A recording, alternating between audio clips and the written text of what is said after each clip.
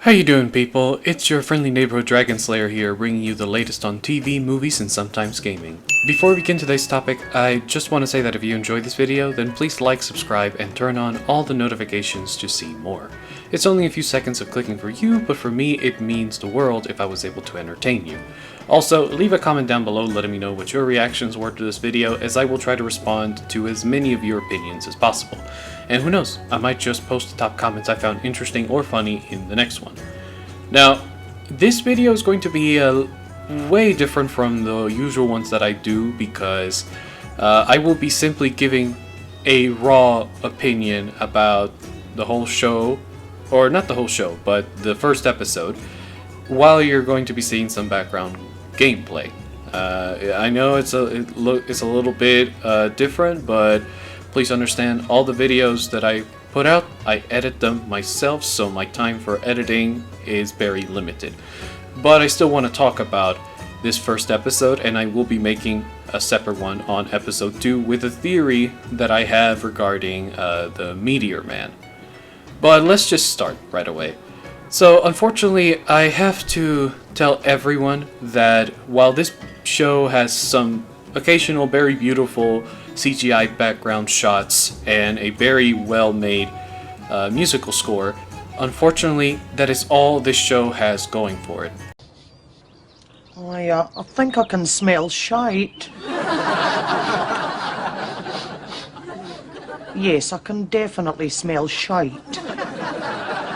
The dialogue in this entire episode is very boring. The characters are also very one-dimensional and not that interesting to get in touch with. And on top of that, there really isn't an actor that caught my attention in the sense that, you know, oh, this guy really did a remarkable job with what they had going for them.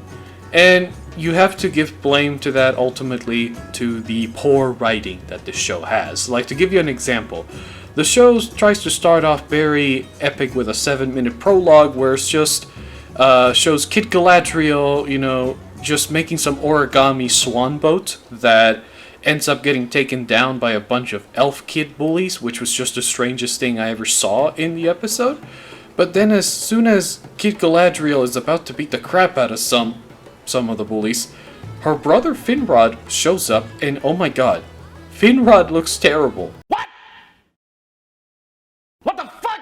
I'm sorry, like, I cannot get behind this dumb idea that the showrunners have of giving every single male elf in history of this franchise short hair. I cannot. That is not what makes a male elf one. They need long hair. It was described in Tolkien's works. If they wanted to, you know, modernize it, they should have kept the long hair out of that equation. You naughty. You teasing me, you naughty. And also the modernizing of this entire show, it's not a good idea, okay? It doesn't fit with Tolkien. It makes it look very bad. And you know, an example of the poor writing that I found in the show is Finrod having this talk with Galadriel that basically devolves down into, you know, you know why rocks float down, or only, you know why rocks don't float and they only look down, and why ships do? Is because ships look forward all the time. And they are able to traverse the darkness more easily. Excuse me, what? And I just thought it was very basic, in my opinion, because I know what they were trying to do. They were trying to sound very deep, but at the end of the day, that's not how it came across. It came across as very kindergarten level of writing. God damn. As much as I hate to say it. And this won't be the first time we see this kind of crappy writing.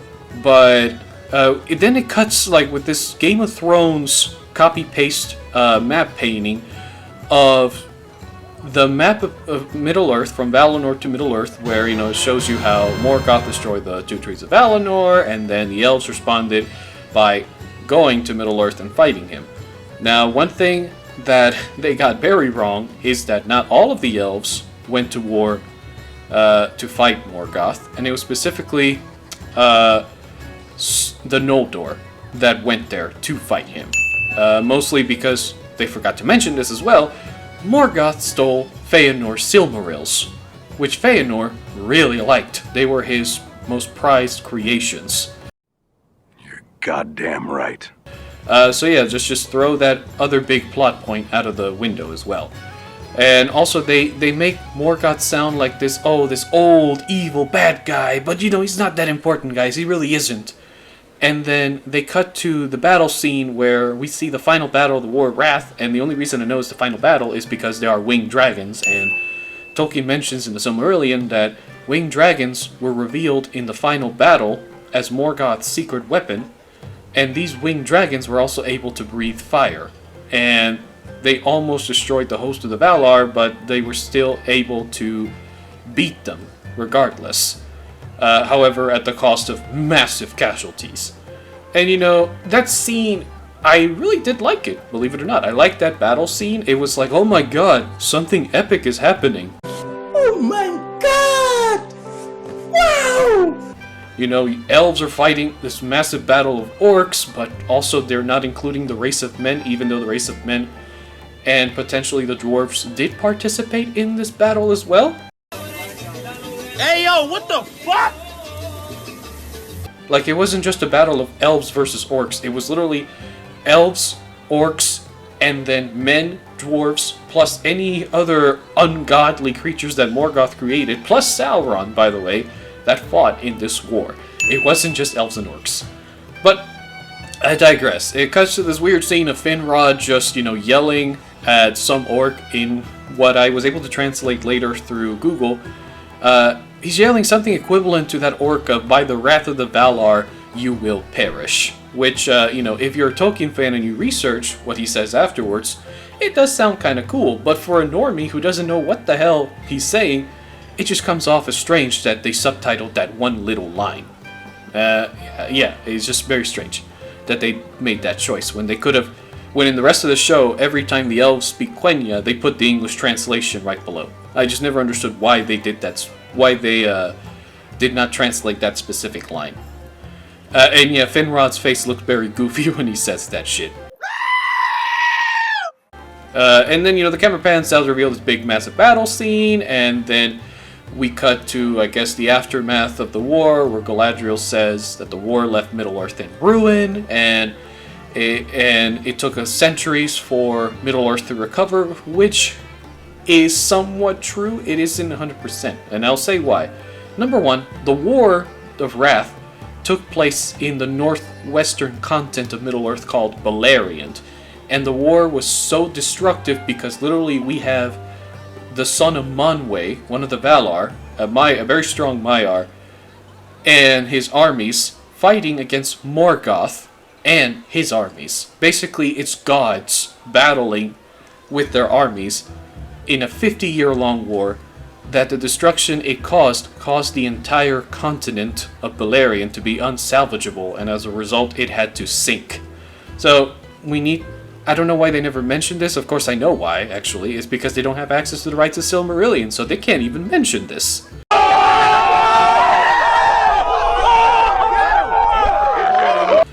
But basically it shows Galadriel picking up a helmet. She looks everything besides her hands look very clean. She picks up this helmet and she places up on a mound of helmets of the dead elven soldiers. And then we cut to the fact that, you know, Middle-earth took centuries to recover, and then her brother Finrod somehow survived the War of Wrath, which is not true. You what? And you know, the thing about this show is, right off the bat in the first episode, they get a big character in the first stage wrong. Finrod never fought in the War of Wrath. He did fight in the Wars of Beleriand, you know, the previous battles and wars that occurred before the War of Wrath. But at a certain point he died protecting Beren, Barahir's son, who he had sworn an oath of eternal friendship to, and also aid if any of his kin were ever in trouble. And he died from mortal wounds that he suffered because he was saving Beren from getting eaten by a werewolf. And he killed the freaking werewolf with his bare hands, guys. God damn. Like, when I saw that, it kind of reminded me a little bit of of a Beowulf, if you will. It was just very... I just loved that little passage in the story when I read it in the Silmarillion. But anyways, I didn't like how they treated Finrod like he was just some throwaway character, because they make it look like he survived the War of Wrath and then he went to pursue Sauron because Sauron and the few orcs that survived were guided by him and just multiplied. And this part is true, but it wasn't like they depicted. Sauron went to Manwë's son Eonwë and asked him to pardon him, but Eonwë said, "Oh, I can't do that. You gotta go to the council and they have to approve your pardon. I don't have the authority to do that." And Sauron, being very proud and arrogant, said, "I'm not having any of that," and he escaped. And he went so far east into what is now Mordor that at the time there weren't any people settled there from the forces of good. In fact, the only people that were living in that area were basically Easterlings that have been living there for millennia and probably were not aware of the whole conflict that was happening in Beleriand, or it had just been quite a while. But I digress. It was only the Easterlings that resided in that area. Besides that, the forces of good had no idea that Sauron had either escaped or if he was captured. And so it says that Finrod goes out to hunt Sauron, and that really pissed me off because Finrod never hunted Sauron. In fact, in the Silmarillion, as I mentioned with the story of him defending Beren, Beren and the group of elves that was with Finrod were captured because Finrod used his powers to disguise the entire party as a bunch of orcs, and Sauron got suspicious that this party of orcs never reported to him the status of what was going on around the territory that he was ruling. So that's how they got captured. Finrod never went after Sauron or survived the whole War of Wrath. And then out of nowhere they say, "Oh, Finrod died," and they show his body with a little scratch mark, I guess to give the little alluding to the people who actually read the book that, "Oh, look, it's a scratch mark. Maybe it was a werewolf," even though they never say that. And then they put a little brand on his shoulder that Galadriel says not even the wisest could discern. But I mean, that's kind of a stupid line right there, because if your wisest couldn't discern that mark was from Sauron, even though if we go by the info that the show gives us, it was assumed that Finrod went after Sauron, then I mean, I can put two and two together, guys. Just saying, like if he had that mark, then it must have been Sauron who killed him. Just saying. You are stupid. Anyway, it then pans out to her saying, "Oh, and then we spent centuries hunting down Sauron, and his task became mine." And then it shows like this scene of her party just chasing Sauron to the ends of the earth. Like literally, I kind of found a little bit funny that she said that she just chased Sauron for centuries, because it reminded me of that scene of Warcraft 3 where Arthas just tells Mal'Ganis, you know, "I'll hunt you to the ends of the earth, Mal'Ganis, you hear me? To the ends of the earth!" And I was just laughing my ass off, because I don't know if they did that intentionally or it was just like coincidence that it was just so similar. But it then cuts to, I guess, forward way through the northern wastes of Middle-earth, where in the dumbest way possible, her entire team is struggling to scale up the cliffs, actually, with proper climbing gear, right? And then Galadriel here is just going at it super fast, scaling these cliffs with a fucking dagger that his brother used to have. Just with a fucking dagger, she is climbing up these cliffs like she is some freaking pro climber. And I just thought that was so stupid. Like, seriously. Do you guys need to... I know why they did this. They did this because they want to show that Galadriel's is a strong, independent woman, needs no men, she is a badass right away, she is just the best. She doesn't have to struggle or go through anything in order to get what she does. But yeah, I digress. Anyway, that cuts to them just showing up in the top of the cliff, and the forgettable elf number 1 tells her, "Oh, Commander Galadriel, we need to stop. We've chased Sauron for centuries with you, and we never questioned you, but we need to stop already. We've searched every nook and cranny." let's camp here for a moment, and then the next day, let's just set out back home. And then Galadriel just looks at him, and basically her response is, bitch, shut the fuck up. Tomorrow, at first light, we go. And he doesn't protest, which is even funnier, because look, this is going to be a common theme in this entire show. It's going to be Galadriel says something or proposes something stupid, and every male character around her is going to basically destroy her argument, and then right away, they're going to give her exactly what she wants.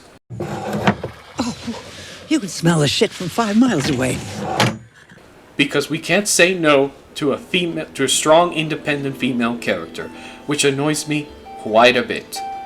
But yeah, they set out, and then we go to the scene of the infamous snowstorm scene in the trailer, where one dude literally tells Galadriel, "Commander, wait!" Because, understandably, some elf fell down because he's exhausted, and the wind blew him away. And Galadriel, being a wonderful commander, goes into immediate bitch mode and says, "No, we keep moving!" And then the guy, understandably, is like, "Commander, what the hell? Stop!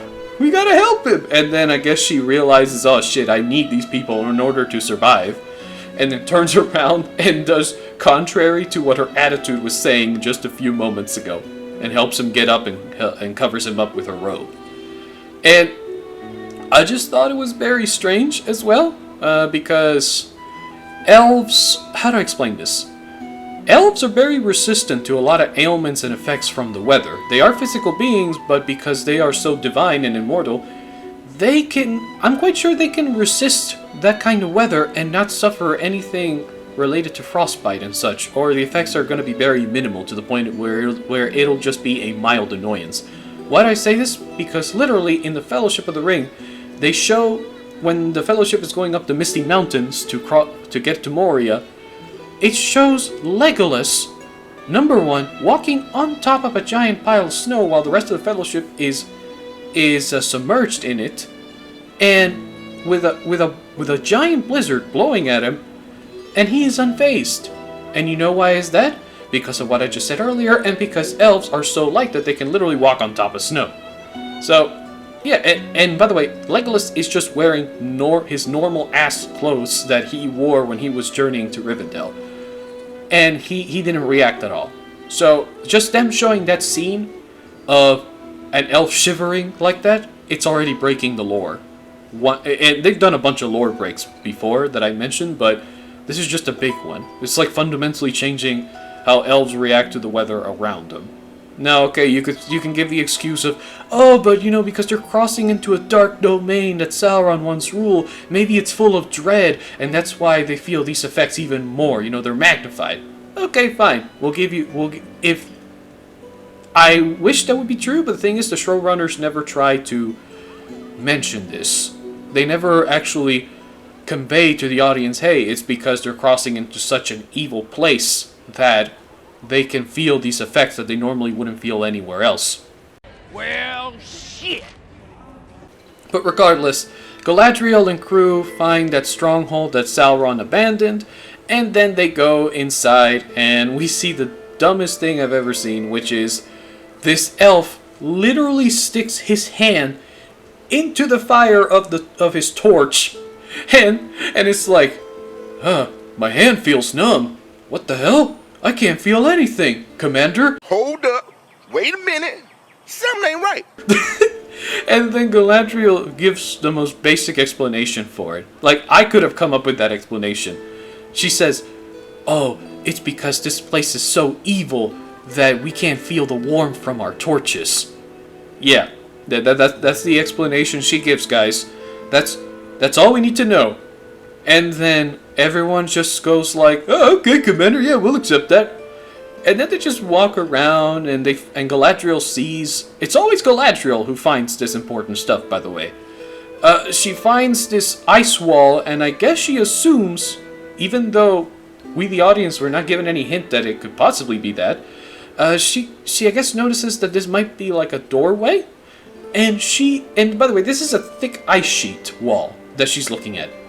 she proceeds to punch this fucking ice sheet wall with her bare hands, just shatters it like she's some superhuman, or super elf, I should say. Don't you know who I am? I'm the Juggernaut, bitch! And then, what do you know? There is an entrance, there is a passageway on the other side, and she tells the other elves to just knock it down. Now, I don't know if they had any gear that allowed them to break down the ice sheet, but from the preceding scene of one of the elves sheathing his giant Zweihander sword, or his greatsword, I guess we can assume that they just broke the ice down with the hilts of their swords? I mean, it is possible, but it would have taken a longer time than what they were showing. But yeah, they just walk around, and then they find this. I guess it's like some torture room or some ritual room, where they start talking about, oh, you know, they were meddling with the powers of the unseen world, these orcs, and then they steal a line from the Fellowship of the Ring, one of many, by the way, where the forgettable elf number 1 says, "What devilry is this?" And then, you know, Galadriel says about the whole, you know, they were meddling with powers of the unseen world. And then this guy says, and then the forgettable elf says the dumbest line ever. He says, "Whatever happened here is lost to the ages now. You know, it's..." And then all I keep thinking is, yeah, buddy, I think that's pretty obvious. I mean, we're looking at a ruin that he used to live, that, you know, there used to be orcs once in a while. So, I guess whatever happened here is definitely long lost to the ages. And then he proceeds to say something to the equivalent of, yeah, and then everything here that happened has been forgotten long now. Which is just him repeating the same statement. You are a stupid.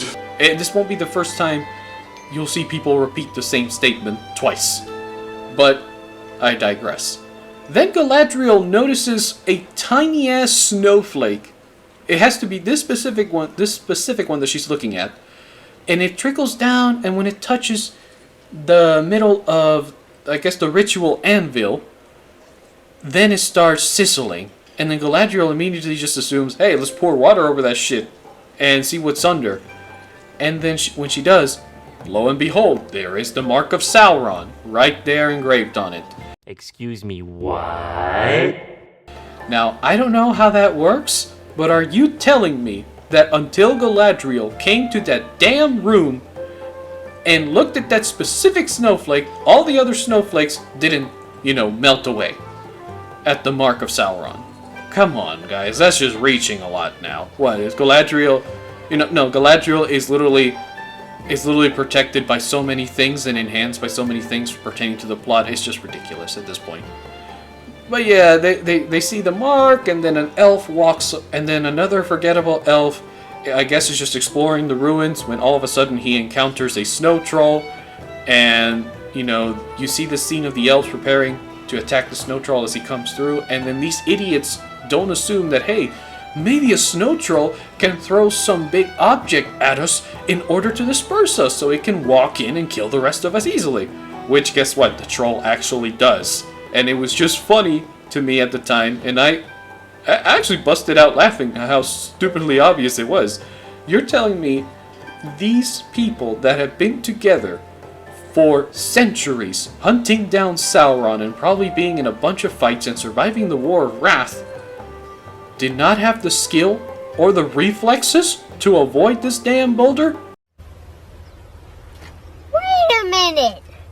Or to assume that this troll could possibly throw that boulder at them? Come on, guys. Again, more stupid reaches. But yeah, the troll attacks them, beats the shit out of all of them, literally, and it isn't until Galadriel shows up and kills this thing by herself, and before I go into that, she gets launched Underworld movie number 1 style by this dude and his sword, and she just does this anime jump slash and then proceeds to just slice and dice this entire troll to death. All by her lonesome.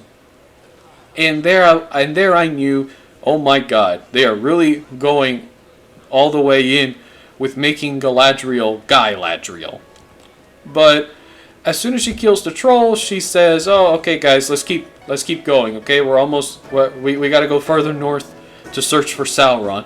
And then at that point, everyone is just like, "All right, bitch, we've had enough," and they all like in complete sync, just put down their weapons in order to force her to capitulate, so they go back to Lindon, which is what ends up happening, by the way. And then we get this scene, I believe, of the Harfoots, where it's just a bunch of two hobo hunters talking about how, one's like, "Oh, I think I saw something," and the other guy's like, "It's the Harfoots. They're dangerous creatures, all right." And then the other guy's like, "Oh, you sure? I don't see anything." And then the guy's like, forget it. Let's just walk along. And so once they do that, then then it shows like a shot of a horror. It's like the equivalent of a horror film, where this dude's face, the way they showed it, it could scare the crap out of someone if you used it in a horror film. But yeah, it just shows that the creepy ass face shot, and then the Harfoots basically just come out of hiding, and then we finally get our first diversity hire of Mr. Lenny Henry, or Sadik Burrows, as he's called. He looks at this hieroglyph, at this book that is full of Hobbit hieroglyphs, and I'm not going to call them Harfoots because Harfoots are a different breed, are a breed of Hobbit actually. They are not this unique species set apart from Hobbits. They are Hobbits. So, and one thing that also caught me off guard is the hieroglyph book I was talking about. Tolkien mentions in his books that Hobbits didn't exactly start keeping written records until later ages, specifically later in the Third Age, when they became settled in the Shire under the protection of the Dunedain Kingdom of Arnor. So, yeah, they already broke the lore once again, and basically Lenny Henry is talking about, there shouldn't be any travelers at this time of the year. Why aren't there travelers at this time of the year?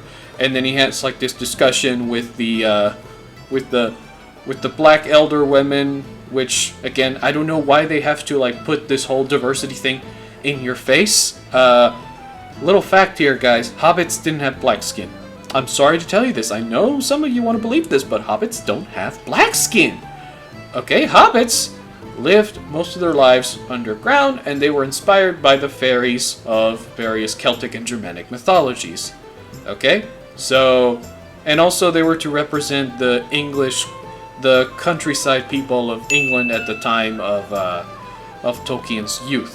That it was a lifestyle that he cherished very much. And also this is a story that is supposed to enrich England's literature and language. So, yeah, there shouldn't be black hobbits here, but whatever, they want to do that, fine by me. But honestly, as a Tolkien fan, it does take me out of it, and I just kind of ignored it, because I was just like, well, I can't really stop it. They have a bunch of they have a big budget, and all I can do is talk about it, and that's all I'm gonna do. I don't agree with putting black hobbits in here because it's obvious they just want to insert modern politics and racial diversity in a fantasy race where it doesn't belong. Oh shit, here we go again. But to summarize the whole pointless Harfoot scene, basically they're just talking about the travelers showing up at the wrong time of the year, how everything is very strange, and then we're introduced to female Frodo Baggins and her goofy sidekick, which I guess is supposed to be the equivalent of Goofy Sam. They're going in there, and they're just going to collect some berries in a restricted area, kind of to show to you that Nori is very adventurous and doesn't follow the rules. And as they're eating berries, child of the hobbits tells Nori, what is this track here, Nori? And Nori notices it's a wolf track, or, well, she thinks it's a wolf. And then she tells Goofy Sam, hey, we gotta go. And she's like, why? And she literally has her face stuffed of berries as she's telling her this. And then she whispers, wolf. and then they go away. And, you know, before they say wolf, they kind of show this very blurry background shot, which was badly done, of a warg in the hill. And then after they go, they show the warg again. Like, I don't know how many times you gotta foreshadow it's a warg and not a wolf. Come on, guys. Movie 101. You don't have to show... You should do show and tell, not show a lot and tell very little. Fucking wrong! What the fuck is going on? But... Anyway, we then cut to Elrond, I guess, preparing some speech for someone, and he gets news from one of the retainers that, hey, there's a council meeting going on, but you can't attend because it's only for elf lords, which I guess they want to imply some racism there, but I really don't care about that. It's not supposed to be about racism. At that time period, Elrond was a herald, but also in the lore, he was a great hero and warrior in the War of Wrath. So he was already very valued in Gil-galad's court. But they want to make him look like this weird, grimy-ass politician that's just trying to like rise through the ranks. I don't know why they did this, but you know, I'm not gonna get into it. Then he gets the news from the retainer as well that Galadriel has shown up, that she's returned, and he just gets like super excited out of nowhere and says, "What? She's here? Oh my god, let me go see her!" And then it shows like this very long shot of the forest of Linden, you know, full of Malorn trees, and then he meets Galadriel, and it's just very, very weird. It's like, it's not even like a meeting between friends, it just feels more like a meeting of, "Master, you've returned! Oh my god, Master! Thank goodness you're back!" And then, and he goes, you know, "How you been, Galadriel? Tell me more about you." And they talk also about this wall painting that it shows of Valinor, and how he's heard rumors that when you get near it, the wall of light opens up, and then you hear they hear the song of the Valar, which is ingrained in their souls, and they start singing it. That's just like a little comment he makes to her, and Galadriel says that that she remembers being there once, you know, just pointless exposition about her being in Valinor and being exposed to that every single day.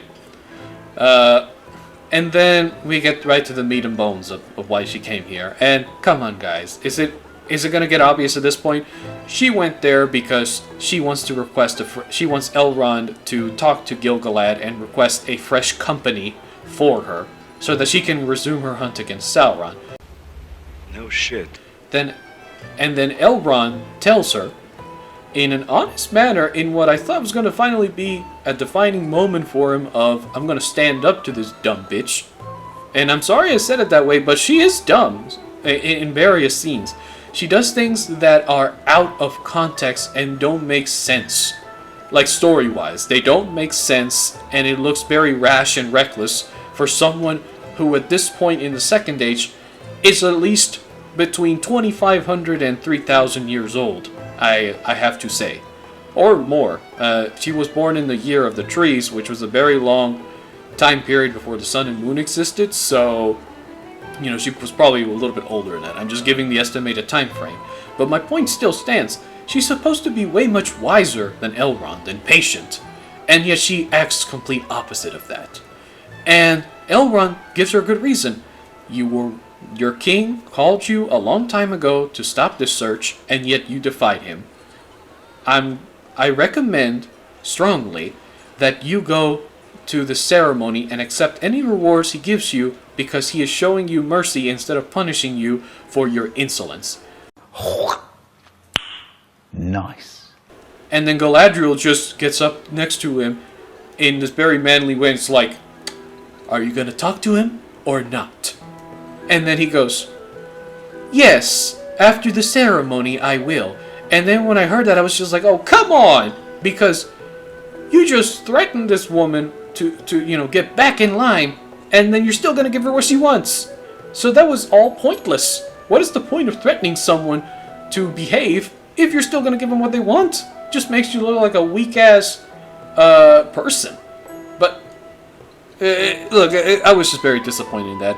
And by the way, for any of you that love Elrond like I do, your soul is going to get crushed a lot because what they do to my man is very sad. He looks like such a weak man who is trying to be the Walmart version of Littlefinger from Game of Thrones. And yeah, we then cut to what I believe is more scenes of the Hardfoots talking, and it gets summarized in basically Nori talks with her new diversity hire mother, who's black, and her dad, who is white, and she, like the actress, is a white woman with clear eyes. And then I keep thinking to myself, showrunners, you don't know anything about genetics? If her mom is dark-skinned and her dad is white, she should be a light-skinned dark person. You know, maybe she inherited the clear-colored eyes from her dad, but at the end of the day, she should be a clear-skinned dark person. Yes, she is fully white. So the only thing I can assume is that either they don't know a damn thing about genetics, or we can assume she was simply that this is simply her stepmom. I mean, we don't know. They never clarify this. They're just like, they just throw all these diversity things in there, this forced diversity, and then it's like they're telling people, hey, this is how it is, accept it, we're not gonna explain it. You must accept it, or you're a racist. You one crazy ass bitch! Even though they're throwing this on races that shouldn't have these people in the first place. But basically the conversation between her and her mother boils down to, you know, I want to see what's going on in the outside world. I don't like being here. And then we cut back to the celebration that, the ceremony, that is being conducted in Linden, where Gil-galad talks about basically rewarding Galadriel and her party with the highest honor, which is to return to Valinor. And when Gil-galad is about to put this little, I guess, mini crown on her of leaves, sort of like to signify this great honor, Galadriel gives him this angry dog face because she wasn't expecting this, and then Elrond is just looking at her, and Gil-galad too. They're both looking at her like, woman, you better accept this or things are gonna get bad for you. You better not start shit. And Galadriel actually takes it. I was expecting her to just go like, no, I will not take this. You tricked me. No, she actually just takes it. And then they're doing this celebration party. And Gil-galad, you know, before that declares that the war is over. Or that the search for Sauron is over. And they have this party celebrating the return of the heroes, basically. And Galadriel is looking at these statues of her brother Finrod and what I assume to be other fallen elves from the war, and also her other brothers that we'll never hear about. Imagination. And Elrond shows up with some drinks, and he's like, you know, it's quite interesting to see these statues being popped up now the war is over. And she says, oh, I remember when these statues were first erected. And look, their conversation just boils down to Galadriel saying that she wants to defy the decree of the king and not go and just pursue Sauron alone. Elrond basically manages to convince her to not go, but before that we get the cringy line that we saw in that last trailer of Galadriel, put down your sword. And then she says, without it, what am I to be? And then in my head all I'm thinking is, oh, I don't know, the character you were supposed to be in the lore? Yeah. And then also there's like this conversation about that is like very it's just dumb. It's just a dumb written line of, you know, she tells Elrond, you have not seen what I have seen, and then Elrond says, oh, I have seen my fair share, which is true. In the lore, he participated in the War of Wrath as a very young elf, which is he and his twin brother Elros, which we will never hear about either, that helped establish the kingdom of Numenor and became his first king. Yeah, he fought in the War of Wrath at a very young age, and he still survived with his twin brother. Damn! That should tell you something about how exceptional he is as an individual. But we'll just gloss over that. Because the showrunners obviously don't give a shit about Elrond. This whole story is Galadriel's story, apparently. The made-up story of Guy Ladriel. But yeah. Galadriel then retorts by saying, you know, you have not seen what I have seen. Which, again, why are you making her repeat the same line? We get it, okay? We get it, showrunners. You want to state that she has seen more than him, and as a result, she's a bigger badass than he is. Stop it, okay? Just stop it. Stop it. Get some help. Alright, so then I think, let me see. Oh yeah, then we go with another map transition. By the way, there's a lot of these map transitions. I just forgot to mention that there was a second one of Rovanian where it introduces the Harfoots. There was one there too. But then there's another map transition where we basically get to see Mordor before it became the desolate wasteland that we all know and love from Lord of the Rings. And basically it shows this scene of this hooded elf walking through a southern village where we actually see the correct people being cast for that. The only thing that I have a gripe about is that every single Easterling, by the way, they're not. I said Southerns, my mistake. I was trying to say Easterlings. They just kind of got mixed up.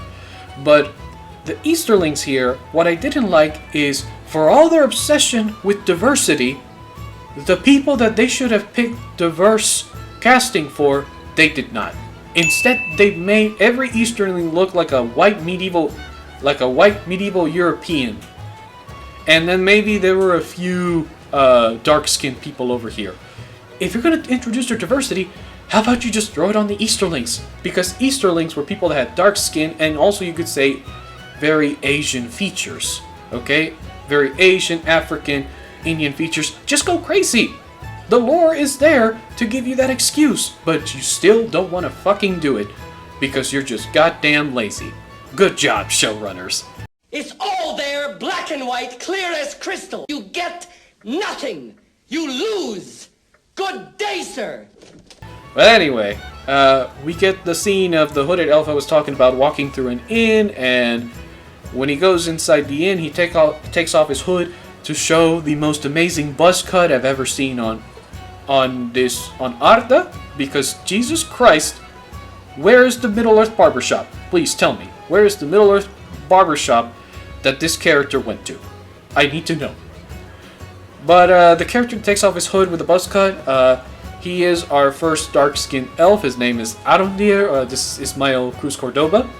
The guy that really wants this franchise to succeed so that he can be the first black elf in history, even though he is not. There have been others in other popular fantasy media where it is okay to put black elves in there because their lore excuses it. They're modern fantasies. This is an old fantasy where elves were born under starlight before the sun and moon ever existed.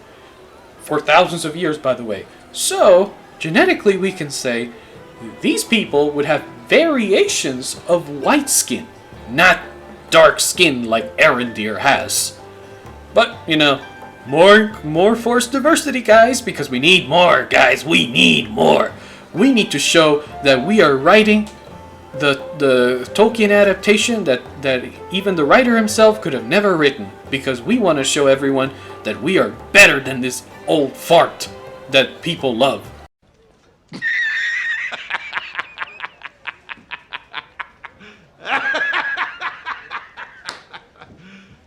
You serious? Yeah, no. You guys are not better than a man who devoted his entire life to perfecting the languages of the people that would inhabit Middle-earth and going into detail about its geography and cultures, and also time periods. You have no authority to destroy his work. You guys are a bunch of charlatans and Pharisees. That's what the hell you are.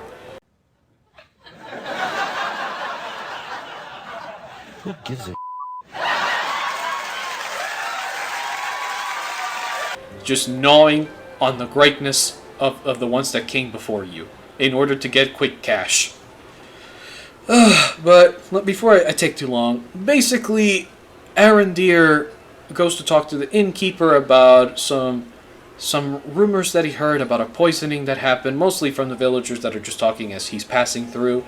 And, you know, the innkeeper is very reluctant about telling him that, but then he tells him that, oh, it's about a patch of grass that where weeds are only growing.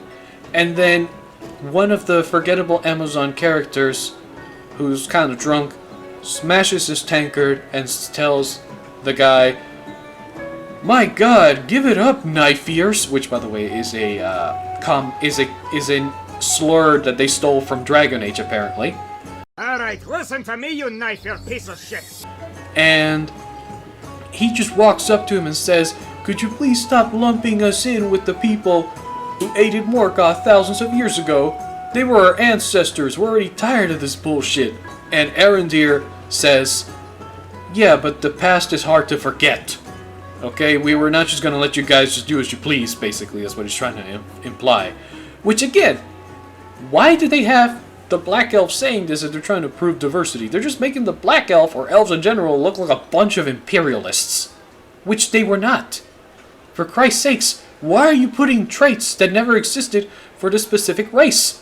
Elves were ethereal and beautiful and strong and agile, but they were just a people that their trait is that they were able to remember things from the past more efficiently, and also their wisdom was highly sought out by the other races because of their longevity. Why are you trying to make them look like a bunch of imperialists, okay? Not even the elves of the First Age were this imperialistic, for Christ's sakes, okay? And the elves of the First Age were bigger assholes than the ones of the Second Age, because of the various groups of people involved, and I'm not going to get into that because that is another can of worms that's very huge, and I don't have time to go into that, otherwise this video is going to be 2 hours long.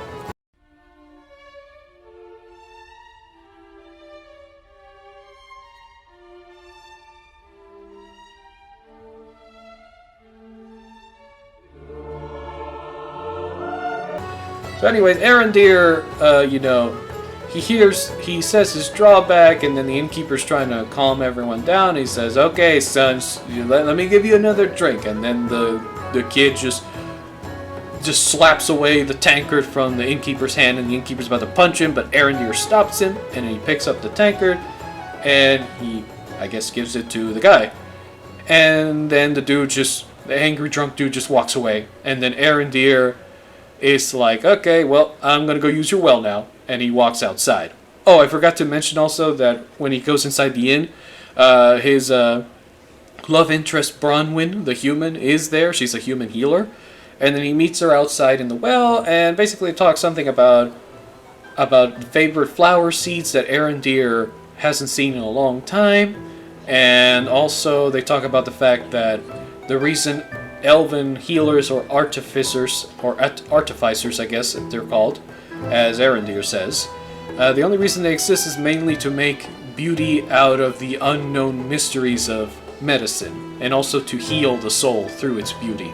Which basically, they're painting the elven healers to just be therapists, basically, for their kind, because elves heal very fast from wounds that most mortals would die from, which is lore accurate in that part. Anyway, they kind of do a little talk, and they're getting very, very friendly, if you know what I mean. And then they have to stop because the innkeeper comes out, and the innkeeper's like, "Huh, what were you guys doing here?" Now, he doesn't say it, but his face tells everything. And then Arondir's like, "Okay, yeah, gotta go, guy." And he walks out, and then we meet another forgettable elf who's kind of an ass, you know, saying, "So did you draw water from the well?" And he goes, "I don't know what you're talking about, man. I really don't." And he's like, "No, yeah you do." And he's like, "No, I don't, and you stink." And then it's like, what?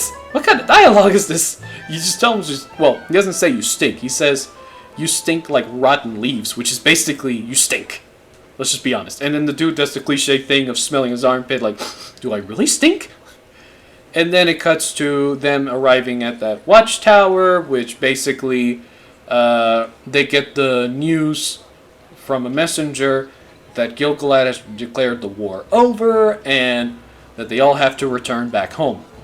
And Arondir, of course, doesn't like this because he's trying to get into this Easterling girl's pants. And this is not good. No, God! No, God, please, no! No! No! No! And so he kind of goes up to the tower and reminisces, I guess, or just wants to look at the landscape, thinking about about the news he just received. And then his commander, the Watch Warden, shows up. And basically, they reminisce about how desolated this land used to look in the past, and also how the people of this land still have the blood of their ancestors who were loyal to Morgoth long ago, and that no matter what they do, these people will never change. Which again, why are they trying to push this whole elven imperialistic racism on the elven race? For Christ's sakes, they were never this way. Stop it. Why are you making also the white old elf say this shit? Are you trying to get people to start having conversations about, oh my god, these people are racists? Why is that? I don't like where this is going. Stop! Stop! No, no, no, no, no, no, no, no, no, no, no! Stop it! Just stop it! We don't need to hear that. Elves were never this... Yeah, some elven groups like the Sylvan, okay, yeah, like the Sylvan elves were very wary of strangers and foreigners, but they weren't this bad, okay? The Noldor were more friendly than the Sylvan too, which is, I guess, which again, I think these are supposed to be Sylvan elves, but again, they don't clarify this shit. We only know that Arondir is a Sylvan elf, but we don't know if his commander is a Sylvan too. He could be a Noldor, which if that's the case, Jesus Christ. Why are you messing up the lore so much here, showrunners? And look, the final bit of this show is basically Arondir goes... Arondir really wants to get into this woman's pants, and he goes to her house, and there we're introduced to her son Theo, which is basically the discount Walmart version of Theon Greyjoy. Anybody that's watched the first and also the second episode that I'm going to review later knows exactly what I'm talking about. Hey, look at that! Look at that! No shit! And, you know, he doesn't really like the fact that his mom is probably seeing this dude. And Arondir walks in. Also, Theo comments that he's been hearing the mice squeaking constantly under the floorboards with a bunch of scratching for 3 days straight, which, you know, foreshadowing. And then, you know, Arondir shows up. He has this talk with Bronwyn that basically devolves to, you know, why did you come here? And he says, I think you know why. And she's like, well, tell me. And he says in the most cringy way ever, he says, I have said it in hundreds of different ways other than words.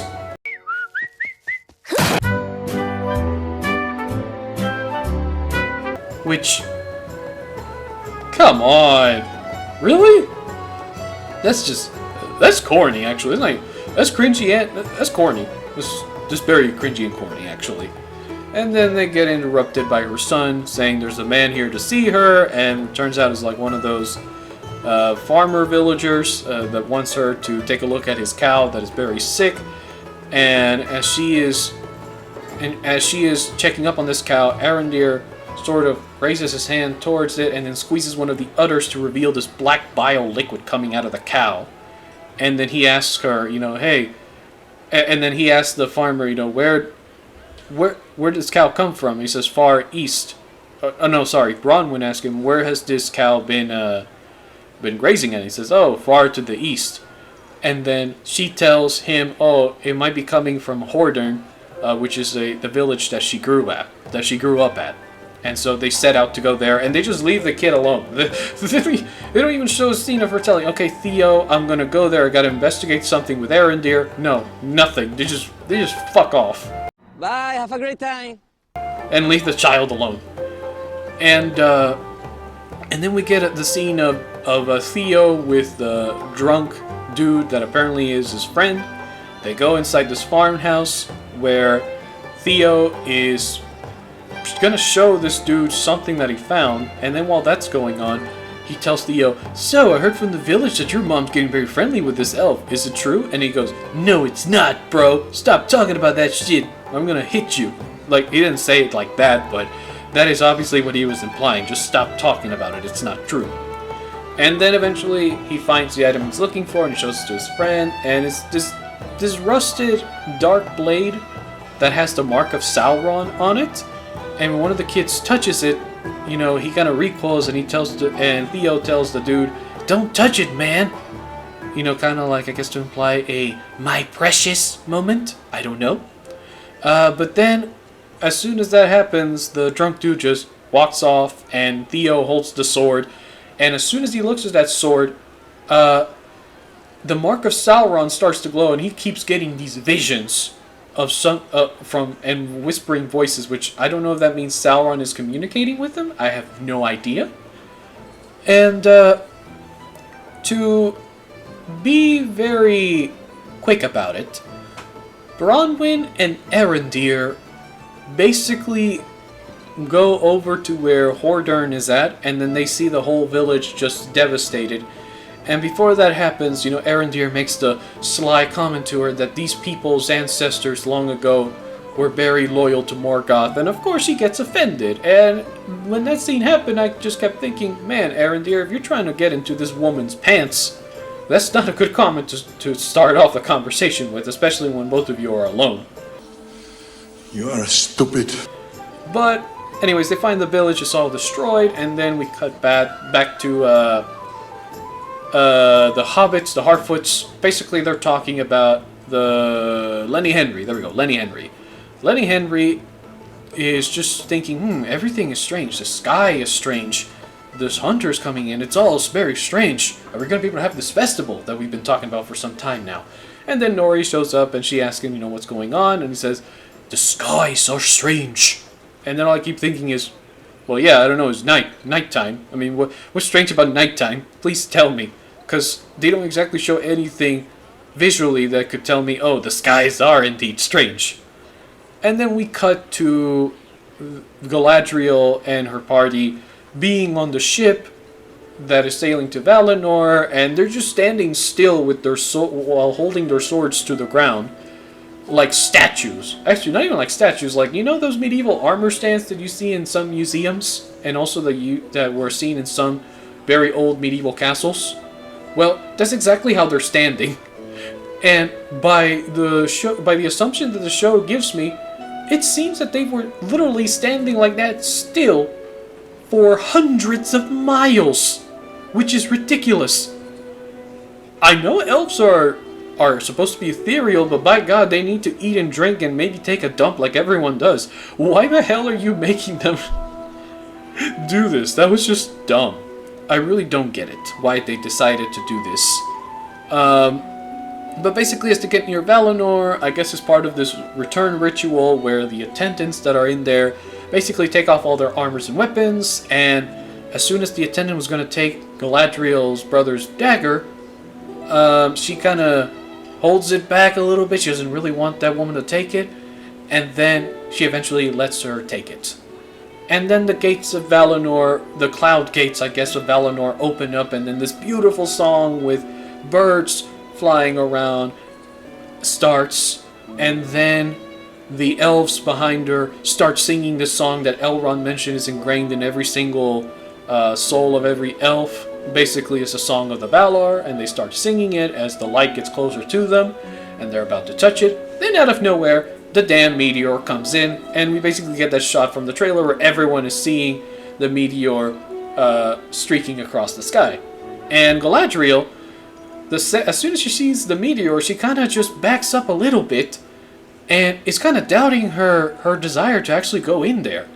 And she remembers some words that her brother said, which basically they were the ones that were blurred out of at the beginning, like the final advice that Finrod gave to her, where she says, you know, how do I know which way to go if the light that I see up there also reflects down in the surface of the water? And he basically just tells her, well, we can never really truly know which is the correct way until we've plunged ourselves in the darkness. And apparently Galadriel takes that as a cue to yeet herself off the damn boat with her brother's dagger, and now the gates of Valinor have closed, she is just stranded in the sea. Like, she is just flat out stranded hundreds of miles away from any type of land. And then all I keep thinking to myself is, okay, Galadriel, what are you gonna do now? And then I guess the show wants us to conclude that she is just gonna swim the way. She's gonna swim the rest of the way back. She's gonna swim 100 miles back to fucking shore. Yes, I can definitely smell shite. Which is ridiculous. Like, at this point, she is now the most powerful Mary Sue I have ever seen in any show, ever. Like, my god, she is now the ultimate Mary Sue. Rey Skywalker has nothing on this woman. Fuck you, asshole. Fuck you, asshole. Like, Jesus Christ. Oh, and then, like, we see Gilgal... And by the way, as the people are looking at the streaking meteor in the sky, we see Gilgalad looking at it, and a leaf from a Malorn tree falls down, and when he turns it over, it's, like, full of this black bile thing. I don't know what it is in its veins. I guess to imply... And he hears some whispering from Sauron, I guess. I don't know if he really heard it, or if that is just, like, the whispering that was being heard while Theo was looking at the sword as this was happening. I don't know. But that happens, and then we see ends for like 2 seconds, which I guess thanks guys, but yeah, we just see ends for a little bit. I guess it's fan service. And then we cut to Nori seeing the meteor fall in her near vicinity. She goes to see it, and then the episode ends with a shot of Meteor Man, who's actually wearing loincloth, by the way. He isn't naked like some people thought. He is just wearing loincloth. And then they do this overhead camera shot of the Meteor Man, surrounded in pure fire. And right then and there, I had the theory. Now, I don't know if this theory is correct, but I haven't seen anybody else talking about this. But I strongly believe this Meteor Man isn't Gandalf or any of the Astari or Sauron. I honestly think that this Meteor Man, from the little hints I was able to get, now I could be reaching, guys. Again, if I'm reaching, fine. Tell it to me down in the comments. But I'm gonna watch episode 2, and if episode 2 confirms that, then I will state it as I'm reviewing it. But, you guys gotta give me some time before I post that second episode review. But I strongly believe this dude is the Balrog of Moria. That escaped from Valinor, and my reason for this is simply the meteor, when it was first shown, it came right above the skies of Valinor, and Galadriel was the first one that saw it. The meteor is what triggered her to basically jump off the boat, besides her brother's words. And also when he landed, the guy is surrounded completely by fire, and it shows like a sigil of fire around this old Meteor Man. So, my assumption is this guy is actually the Balrog of Moria, or Durin's Bane, as he is called in the books. That's my assumption. And then, once they show that overhead shot, the show ends. And so, that is how the first episode of Rings of Power ends up finishing at.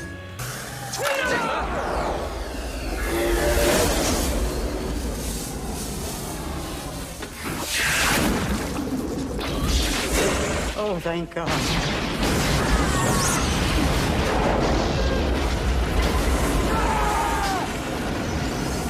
Now look, overall, this episode is a very beautiful visual and musical. The visuals and the music are very good, that's what I'm trying to say. And it's supposed to be that way because if your first season has a budget of almost $500 million, it should be.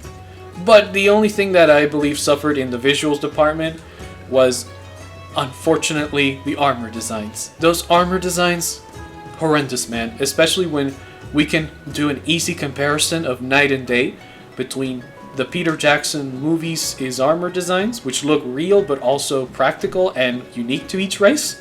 And then Amazon's lazy armor designs, which is basically, they took certain inspirations from medieval armor sets, but they just basically grabbed those medieval armor sets and then slightly altered them to sort of look like they are different when they're not. And, by the way, the only thing that kept me watching this episode as long as it was, because it's like an hour at least, was the music, because Bear McCreary and Howard Shore are gods at making good music soundtracks. Unfortunately, audio and visuals, they are not what makes a show memorable, because if its story is inferior in comparison, it's pointless.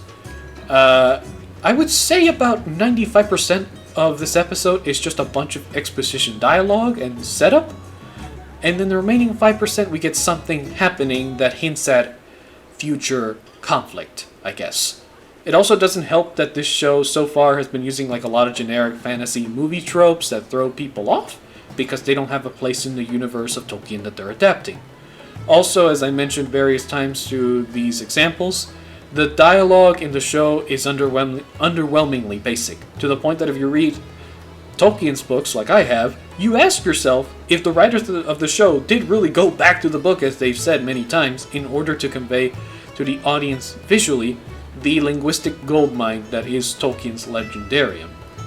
And it also gets worse by the fact that there is a condensed timeline in the show, in a period of Middle-earth's history where certain major events happen centuries apart, in order to create this crescendo of conflict where the free peoples of Middle-earth eventually all unite against Sauron in many wars, culminating in the bloody war of the Last Alliance, where the physical and political landscape of all of Middle-earth would be forever changed, which then heralds the coming of the Third Age of Middle-earth. Also, this episode, and I'm quite sure for the rest of the show, there's going to be a lot, and in fact way too many, Amazon original characters that either fit into the trope of, generic fantasy character or generic Tolkien fantasy race character.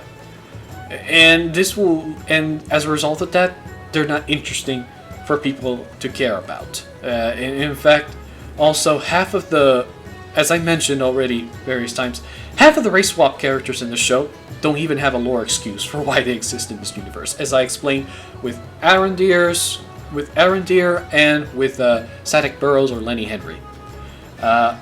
Also, I think I already mentioned this a little bit, but main canon characters have been changed so much fundamentally from their book counterparts, or just completely removed, like Galadriel's husband Celeborn, that it ends up causing the whole established canon story and character motivations written by Tolkien to just go out of whack, to not work. And, I think I mentioned this already, but, Elrond's role as future commander of Gil-galad's armies and renowned warrior during the War of Wrath, he's just been changed so much that to this point he is just another Littlefinger politician schemer. And, well, Galadriel's motivations and characteristics are basically a female copy of Conan the Barbarian's, up to the point where there's even an antagonist that kills one of her family members in a conflict that causes her to hunt the enemy down. If you don't believe me, just watch the Conan the Barbarian movie as proof, man, and you'll see what I mean. At least it'll entertain you more than this episode did for me anyways.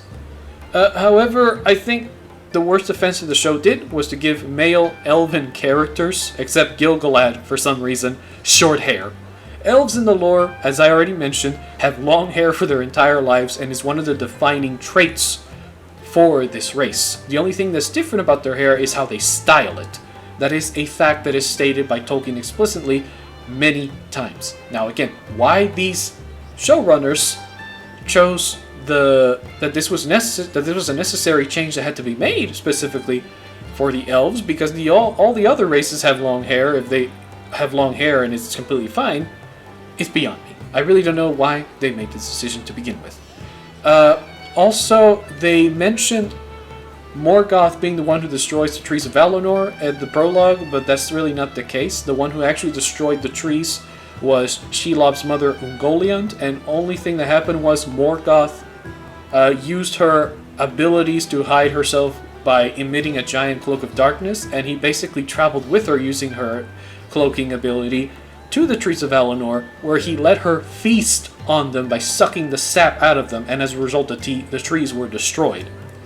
But, you know, I guess we're going to gloss over that extremely important fact. And well, I already mentioned, like, Finrod's, the mess up that they did with Finrod, which I think is the worst offense that they could have done with this character. But look, at this point, this is just too frustrating. Okay, so my score for this episode is a 3 out of 10. The only saving grace for this episode, and the show at large, I believe, is that, again, visuals and soundtrack are wonderful, but everything else besides that is just a big pile of manure that they serve to you on a gold platter, and they expect you to like it. For all the advertising and clout Amazon was doing about this show, I have to say that I am more disappointed than angry. You know why?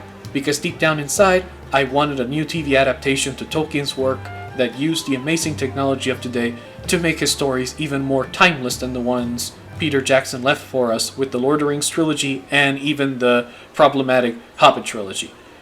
But instead, all we got was a show where it uses Tolkien's work as a platform to spread an agenda-fueled message without a care in the world if what they do destroys and disrespects the original author's work.